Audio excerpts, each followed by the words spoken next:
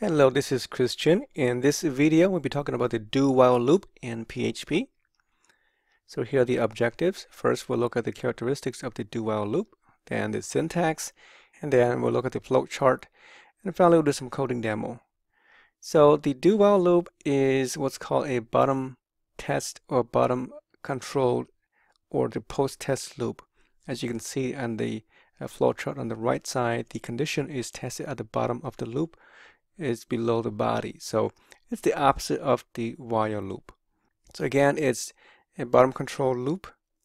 This is used when the number of iteration is predetermined, or in this case it's definite or unknown in the case of an event. And because the loop of the body is executed before the condition, then it is guaranteed one iteration throughout the loop. And here is the syntax for the do while loop. Looks very similar to the while loop, except you swap the two. The do is at the top, followed by a pair of curly braces, and that's the body of the loop. And then the while, followed by a parentheses, and you put the conditional expression in that loop. So you test it at the bottom. Again, we have one iteration guaranteed. And here's an example of that loop here. Again, this is similar to the previous video. Okay, so let's go into the IDE and do a few examples. Okay, here in the IDE, I'm going to go into module 5 and create another file here. We'll call it just do while. And so I'm going to do a simple while loop here. Again, these loops are not very different from other languages such as C and C++, Java and JavaScript. If you know those languages, then PHP is no different. Really, it's almost identical. The reason why is because PHP is a derivative of C. Actually, originally it was written in C, so as you can see, it borrowed a lot of syntax from C. So these loops I would say, that has very little to do with PHP. And if you know, it's just, pretty much kind of universal. So what I'm doing here is not about PHP. It's just about, how to use it in the program. But it's kind of fun too, so it's good to do some practice and know how it works. So remember from the previous video about the while loop, something like this. If n equal to 10, if I want to do a countdown from 10, then what you do, like while n is greater than 0. If that is true, then I'm going to echo n and just put a space here, and then I'll just decrement n, right? That's a typical while loop here. So we save this and go to the terminal, and make sure I go to the module 5, and then I'm just going to clear and then run the file called do while loop, do while. As you can see, it prints from 10 down to 1, right? So that's just, standard while loop. Now, to write a do while loop, you basically move this part here, the condition, to the bottom, right? And then you terminate that loop with a semicolon, and in front of the curly brace on the top, you put the word do here, and that's it. That is the do while loop. Now the difference is that this body of the loop here gets executed one time. So because the condition is tested down the bottom, so therefore whatever this may be would never reach here before these are executed first. Okay, so if I do that now, if I run it, it should still be the same. Maybe a little bit different because I'm gonna, let's see, I'm gonna print 10, and then we'll see 10 first, you decrement, and then 9 decrement, and so on. So we'll see what that looks like using that loop. Okay, so as you can see, it's exactly the same. Now the difference is when you put a 0 here. Okay, put a 0 here, and if I run it now, you see that I will still print one statement, print 0, and then I decrement that. It's so -1 is no longer true, so therefore it exits out of the loop. Right? It would not work if you were to do the while loop here. Okay, so again, it guarantees one iteration. All right, so let's do something a little bit more, either more fun or a little bit more complex. So it's kind of hard to demo this using a web page, because a web page, when you click on the web form, you pass the data over to the back end, to the server, and once you receive the data, you process it, And if you want to prompt the user to enter data again, you will have to reload the form again, so that again you keep reloading the page. So therefore, it's not really a while loop. It's not very useful. And so to illustrate that, I'm just going to write something that allows you to enter data from the console, which is very similar to Java, right? I'm going to go to the file here again. I'm going to write a statement to prompt the user to enter a number between 0 and 10. Okay.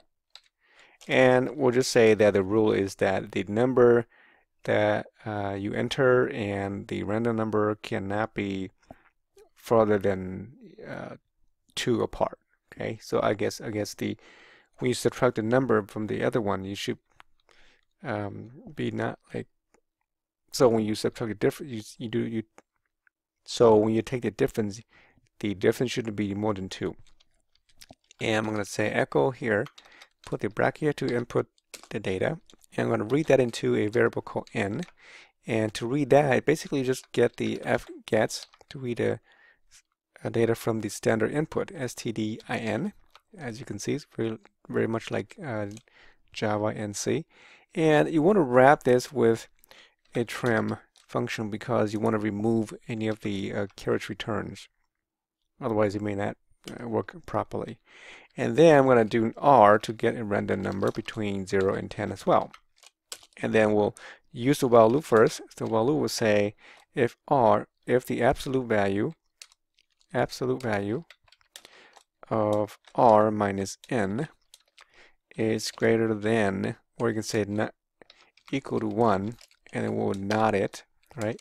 So we'll put that here, and then we'll just say if it's not equal to 1, and you know, there are other ways you can write it. You can say if greater or equal to 2, something like that. If it's not equal to 1, then we keep repeating this process again. So we echo a statement saying maybe too far. Try again. And then we'll echo the random number so we know what that is.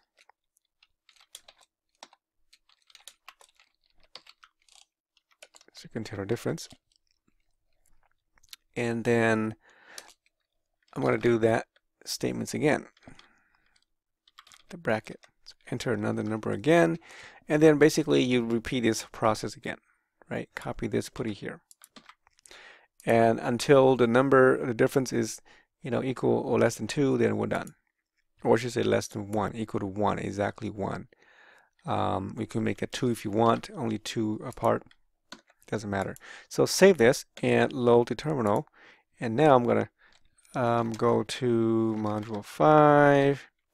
And then clear my screen, and I'm going to run the do while loop again. So it prompts for a number between 0 and 10. I put 3, and that kind of ended. Okay, so we know that it's matched. I didn't show the output here. So when it's out of the loop, that means we got the result. So you can say echo here, put some stars in here, so we know that's the end of the loop here. And then we can say echo, yay, you know, R is, put R so you can see, and then we'll just put you know, some spaces, and then N, and then here N again. Okay, so now we have some output instead of just the blank one here. So try again, and I want to try 3 again. It's too far, as you can see. 6 and 3 is like 3 apart. Let's try again, 3 again. That's too far.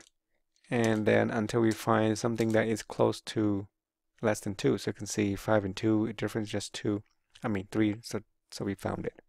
All right, so that's the while loop. Now to convert this to the do loop.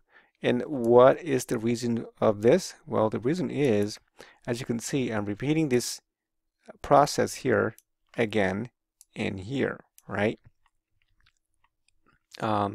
So in order to make this work, you have to put this in the loop again if you're using a while loop. So to prevent that from happening and to save you some code, then you would change this to a do loop. So that means you can move this one, this condition, like I did before, to the bottom of the loop here, and then we terminate that with the semicolon. and then you put the do on the top.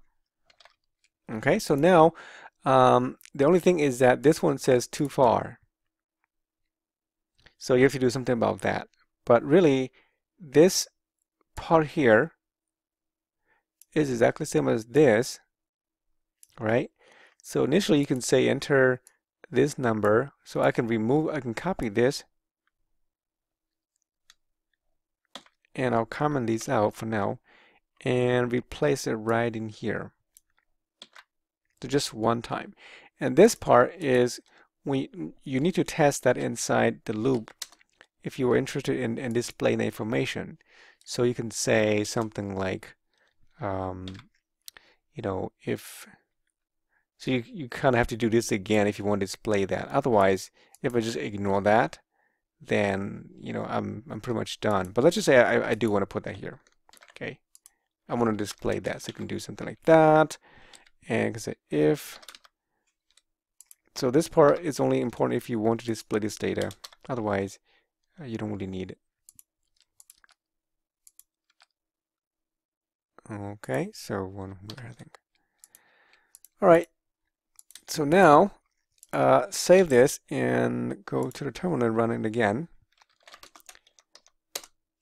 As you can see, I had the same result, right? Enter 1 to 10. I put 3, and 3 is too far from. Yeah, it repeats it again because I displayed twice again here, the same R here. So if I enter, let's just say 4, and 4 and 2 are only 2, so I found it, right? So that's how you do it. I mean, if I turn this off, if I don't need that, then you see that if I run this one more time down here and enter a number between 1 to 10, 3, and it keeps doing that until I find the correct one. Okay, so the whole idea here is to run these statements in the body here once. So it guarantees one time, and then you can check the condition down here. If it's no longer true, then you exit out. That is only if you're interested in doing this way, so that you don't have to repeat these statements again in here twice. Okay. You can do something a little bit more with this, similar to the one we did earlier here in the random number here, and it will follow the same with similar structure. But again, you can't really do much in PHP or any language, which is with the do loop here, unless you are reading some data from an input from a database or a text file, and you keep doing that until you find a certain number or something. So that's it for this one. So if you have any questions, please let me know.